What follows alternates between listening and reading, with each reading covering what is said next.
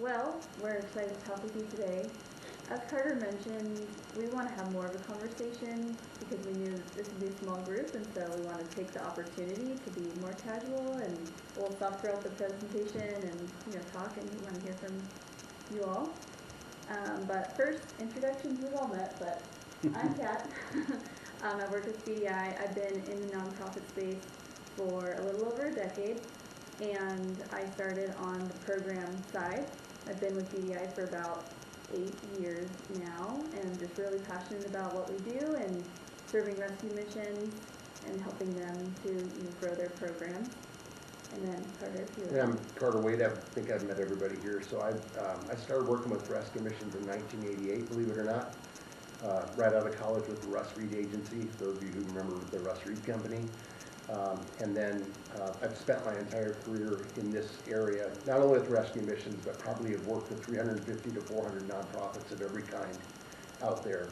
But I've always had a consistent thread in the mission space. And so rather than going all the way into that, I joined BDI about 10 months ago, I guess it's been 9 or 10 months ago, as Chief Growth Officer. And so I'm involved both in helping clients as I can, but also out connecting with organizations to try to form new partnerships as well. So anyway, that's my background and experience that I bring as well. Great. How are you today? Hi, I'm sorry. Hi. I'm sorry. Don't be sorry at all. We're just all Welcome. we're all interacting here. I'm Carter. I'm Lamont. Hi, Lamont. How are you? Yes. All right. Nice to meet you. I'm Kat. How you doing? Nice to meet you. Okay, well, I'm going to set the stage a little bit here, and then we're going to get into some discussion. But I wanted to start off with a story.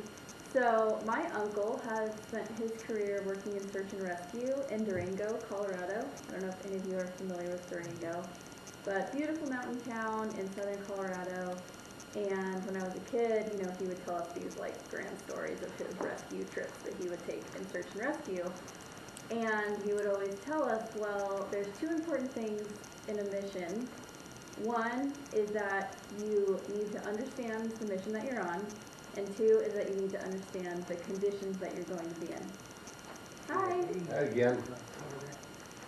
You're good, welcome. Yeah, come on in. And he would say, the mission's always the same.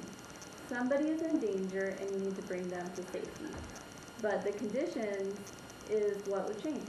And so the conditions are what's always different.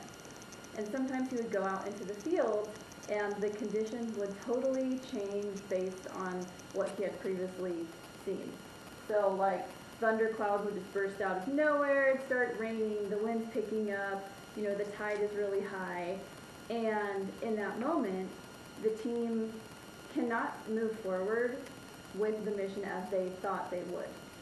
In that moment, they have to stop. They pull out their radio, they look on the radar, they look at their training, and the map may be the same, but it's not the only context that's around them. They need to make a plan based on the moment that they're in and the new conditions that they're facing.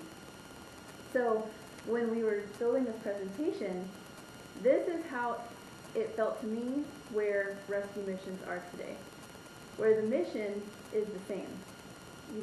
Your mission to bring people to restoration, life transformation, to safety, that is the same. The gospel is the same. But the conditions that fundraising is in, the conditions of how donors are giving to your organization, that has changed. And so I put here, the mission has changed. The mission did not change, the conditions did. And Carter and I are hoping today that we can talk to you about the conditions and really help provide you all with a roadmap of how the conditions have changed in fundraising. So we're going to have a little bit of a conversation to open up and pass it to Carter. So I travel a lot around the country and meet with missions and nonprofit leaders in general, and these are some key themes that I've heard from a lot of organizations. And the reason we wanted to camp on here for a second is just to talk and see if some of these things sound familiar to you. So one is being asked to do more with limited resources. There's always more to do, but there's not always more resources. That's obviously a key theme. Second, challenge to attract and retain top-tier staff with a low budget. And so that's another key one. I hear all the time out in the marketplace that, especially, and I have a lot of experience in mid and major gift consulting. I've managed major gift officers. The average tenure of a mid or major gift officer right now is luckily 18 months, if you're lucky.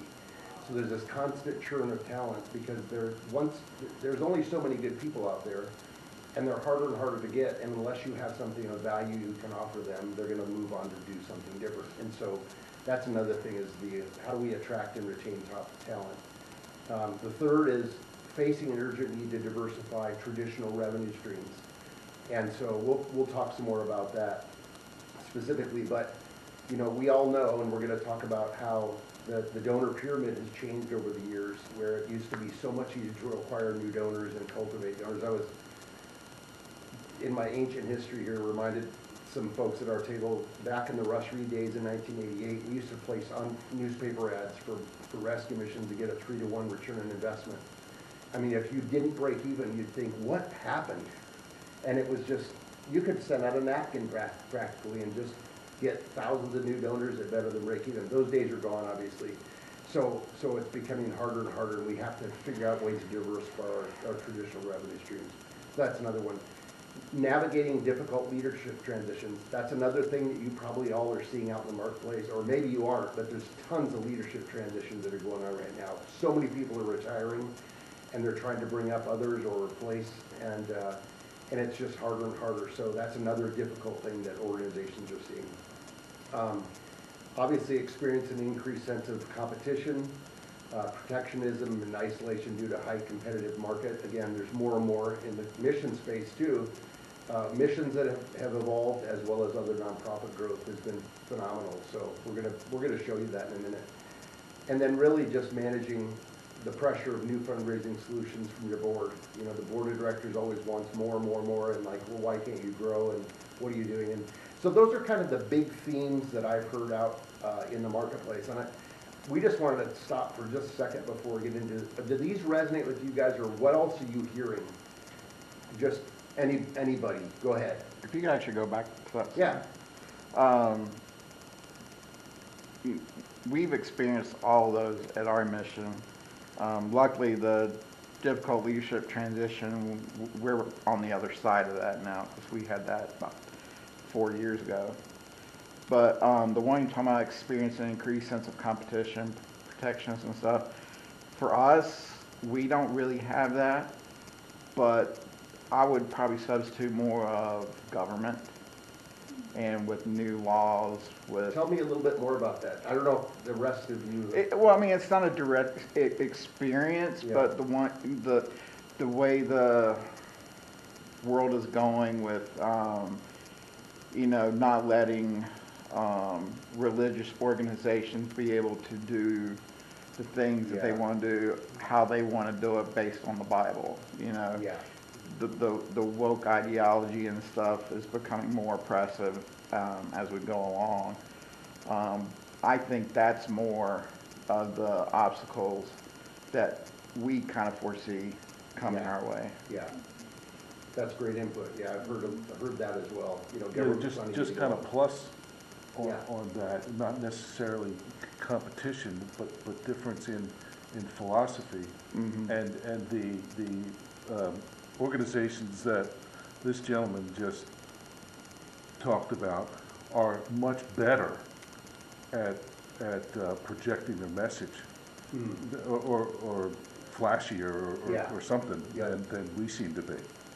Got it. They're noisier, so everybody sees that. So that makes it difficult to, one of the things that makes it difficult to attract donors. Yes, it does. And we're going to talk about that a little bit, about being remarkable. So that's coming up too. It's a key point though. Yeah, you're right. Also, just real quick, I'm noticing that with each passing generation, they're responding differently. At some point, would y'all be able to speak to that a little bit? Absolutely, yeah. And we can take that rabbit trail. You can get all sorts of opinions on that, but yeah, that's an absolute truth that that's happened. And the old traditional ways do not work the way they used to, because most of those donors have died off or are dying off. that were more traditional givers. And really what the older generation does is they gave out of a sense of duty. It's the right thing to do to give to the Salvation Army or to a rescue mission. Now it is, how are you gonna take my investment and do something with it? That's a very big difference. And that means we have to tell stories different. We have to prove to donors what we're doing with their funds, all those things in a very open and transparent way. And that's been a major shift. I mean, we could do a whole session on that. But very good point. Yeah, we can talk some more about that. Okay, well, we'll jump into some more things in terms of what we're seeing. So, Kat, you go ahead and jump forward on this. Okay, so I'm going to take us first 10,000-foot view, look at some data. I love data, so bear with me if you're not a We data should say nerd. it correctly. Data. Oh, he's like, Well, is it gotta say Missouri right. or Missouri? Yeah, it depends on what side of the state, from what I understand.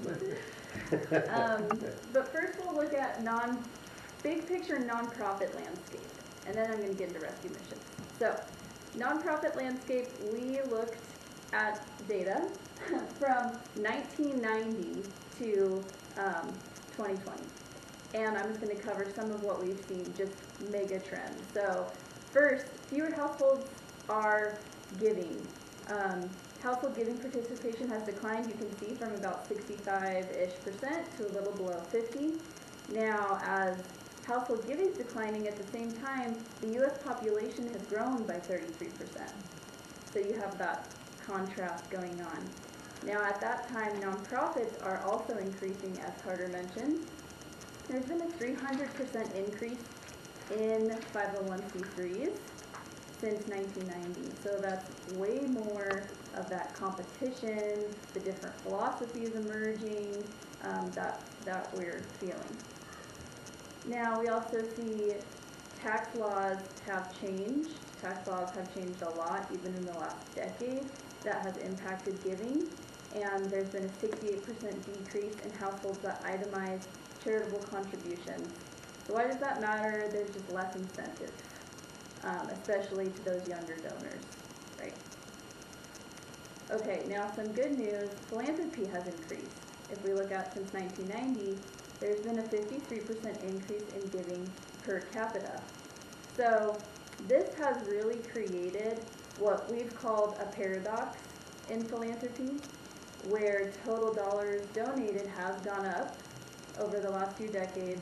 Donor lifetime value has increased, but the number of donors and the households participating have gone down. Does this resonate with any of you? 100%. Yeah. Less people are giving, but they're giving more. Yeah, our major Yep. donors are giving more, but our donor file keeps shrinking. Especially during COVID. I mean, I know this was like nationwide, but donations spiked Oh, yeah. during COVID, and that was completely opposite of what everybody was expecting. Isn't it true? I thought people were going to climb under their bed and hide. Yeah. And giving just exploded. Which, by the way, BDI is introducing a virus in the United States because we want giving to go back up. You're only a joke. This camera, that was a joke. That's the big takeaway today, guys. Go ahead. But yeah, you're right. That was exactly what we experienced. Mm-hmm. Yep, exactly. Okay, so BDI, we work only with rescue missions. So, of course, we see these big data in the nonprofit landscape, but first thing we think is, okay, well, what's happening within the rescue mission market? So we did a survey across our rescue mission partners, and we pulled all of their data and their donor files, and, oh, I didn't even know it was animated. Yeah, look at that. Cool. That we did the study with about 50 rescue missions across the U.S., making sure that there was a variety of different size missions with different budgets in different populations. And this is just our population spread. You can see the breakdown of the 50 here. And here's what we found. So I just feel like I need to stand up. Now you can go point it I out. don't want to point. I don't want to turn my back. Okay, so exactly like you're saying, this is what many of us know as the traditional fundraising pyramid, where we used to rely on mass donors to bring in the majority of our revenue. Does this resonate with any of you? This is the pyramid concept. Okay, and then you have, middle donors are less of a segment, major are even less. Now, this green line is mass, the middle is the blue line, and major is the yellow line. If you look back in 2006, this is the fundraising pyramid. This is the traditional model that so much of our fundraising campaigns are based on traditionally, where you have those episodic or kind of one-time asks to mass donors. All of the attention is here, right? Because that's where your revenue is coming from. Now, if you see our study, we've been tracking in a rescue mission how these lines have changed. It really started to change about a decade ago.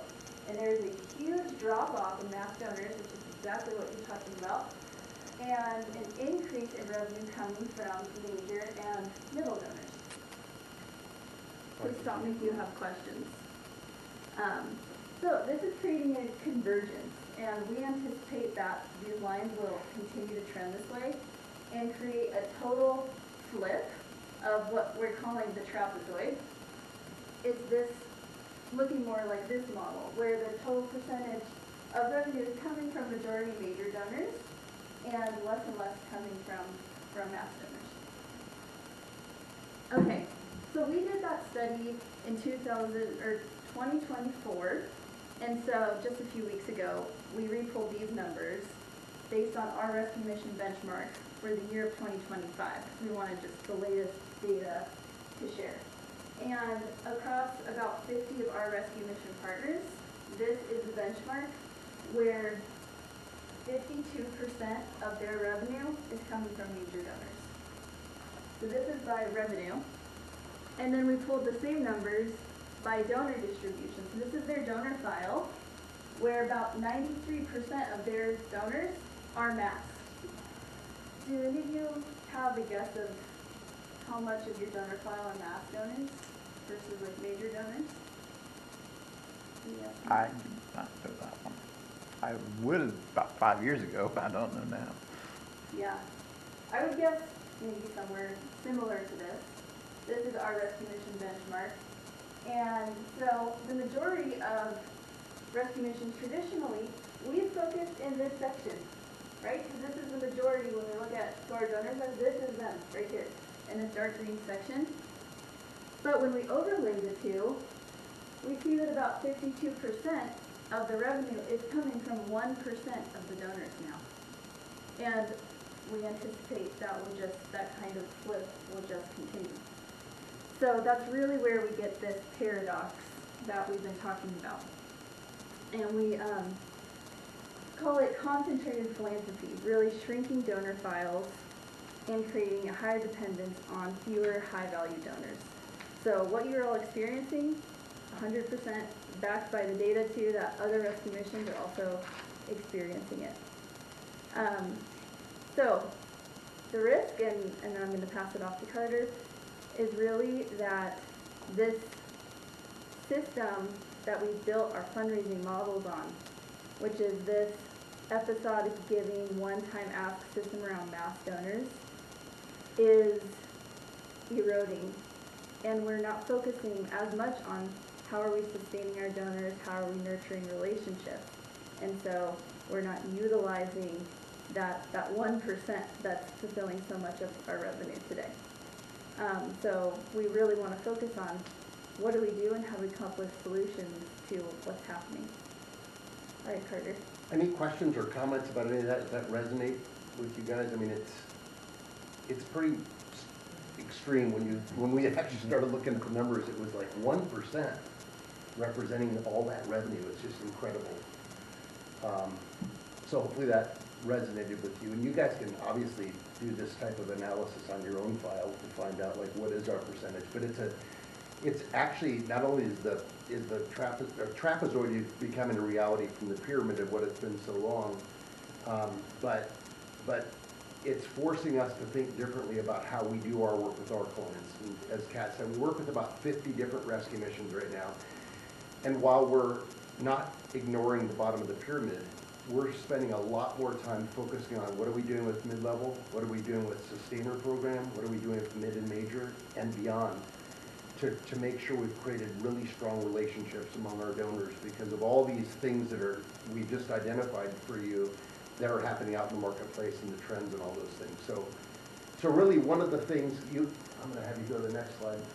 One of the things that we encourage you to be thinking about is shifting your mindset from a campaign focus to a lifetime value focus. And this may seem really obvious, but most often when you've been in this business as long as a lot of us have, there's this way to think about, well, how did that campaign perform? Was it a matching gift appeal? Was it a Thanksgiving appeal? Was it the placemat? Was it a Christmas appeal? That's becoming less and less relevant as to answering the question of what kind of relationships are we building? Relationships is being the key. Back to your point, Ed, about what was the difference between the former generation and the new one? Yeah.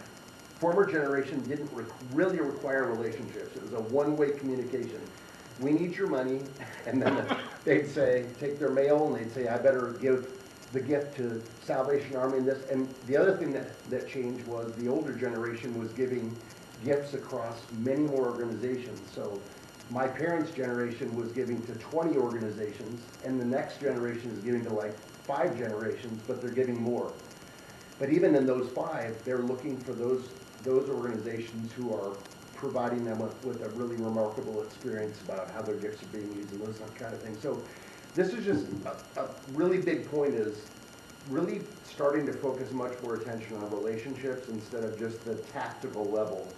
And this, again, you can measure whether you're building strong relationships or not through your data. Your data is going to tell you whether we're holding on to our donors and we're upgrading and we're building value and the lifetime value is going up, or we're not.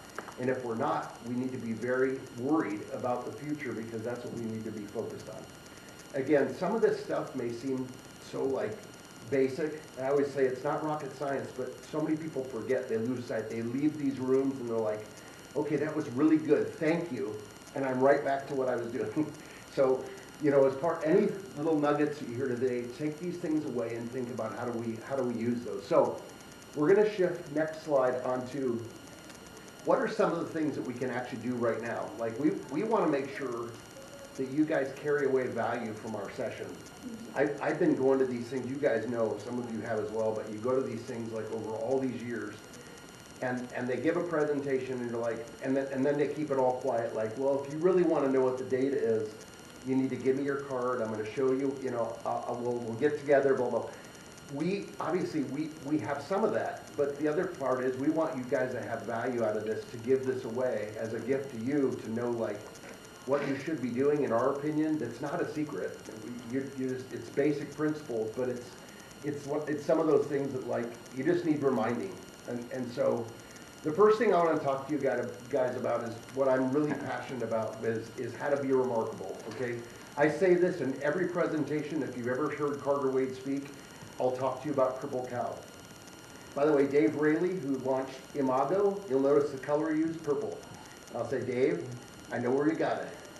But if you're watching this, Dave, but I don't know if you guys have heard about Purple Cow, but I want to tell you, there's a book that a guy wrote back in, you go to the next slide, back in 2001, I think it is, a guy named Seth Godin, a brilliant marketer who really focused a lot of his career on how do the best companies grow and why do some companies go away.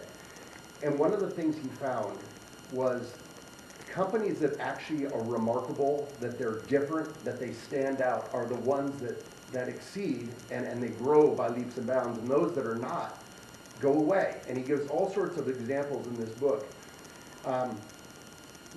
By the way, the reason he calls it Purple Cow is he opens the book by talking about how he and his family, when his kids were young, were over in London, and they decided to drive out to the countryside to have a picnic.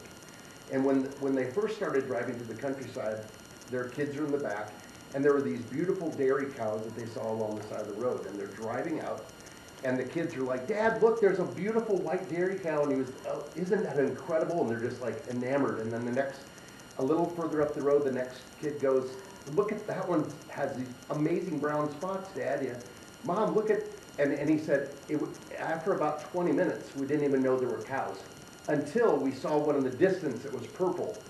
And I said, now that is remarkable for now. The point is, you have to be remarkable, back to your point that you shared earlier, which is why I brought it up. How are we as a mission being remarkable to stand out, to be noticed in the marketplace compared to all of our competitors, whether you want to believe they're competitors or not, they are, they're going after your same donors. What are we doing to stand out, to be remarkable? And so I always challenge organizations to think differently. So whether you like Apple or not, when you go into a store that sells Apple products, that's a remarkable experience. You go in, the packaging is exceptionally well done, it's all white. They have a Genius bar where you can go up and you talk to someone, and I'm not literate in technology, and they are just brilliant at fixing things and deciding, you know, like, here's what you need, Carter. You need to get this, and I'm gonna set you all up, and it's like, we have a guarantee, if you're not happy, bring it back to the Genius bar. I mean, it's a great experience. So why has Apple grown so much? It's because of that experience that they provide. There's all sorts of other examples like that. But that's one that I always hook onto. And then, so for nonprofits, one of the things I've talked about for years, and I finally had a client that I work with that has finally done this, is a money-back guarantee. If you're not 100% satisfied that your gift's being used the way that our organization has said it would, we'll give it back to you. Now, that's radical, and everybody's eyes light up like, Carter, there's all sorts of problems with that. But what about this? But what about this? One of the things about being remarkable is not everybody's gonna like you, and they're gonna think you're crazy in some ways. But the reality is, as I've said to this one organization, and yes, there's some fine print, because one of the things they said was, well, Carter, we can't say it as pure, because what if somebody leaves us their entire estate and then they die and then they want everything back? We can't possibly. So we have some stipulations, but the beauty of it is the donors feel confident that their gift's going to be used, because if I say, you know what, Bruce, when you give a gift to Sunday Breakfast Mission, I guarantee you that you're going to feel great about how it's being used, and if you don't, I'm going to give it back to you if you want it. Most donors won't take you up on it, but we all know that if a donor gives to an organization a $10,000 major gift, and they think you've squandered it away, they very well could ask for it back. And most organizations, when I say, would you give it back? They say, yeah, we've done that. In fact, we would. So the point is, why not just tell the donors up front about how to be remarkable in that way? And there's lots of other ideas. And it's things like, are we telling stories in remarkable ways? Or are we just kind of doing the thing where we show, we got this big check in our we're showing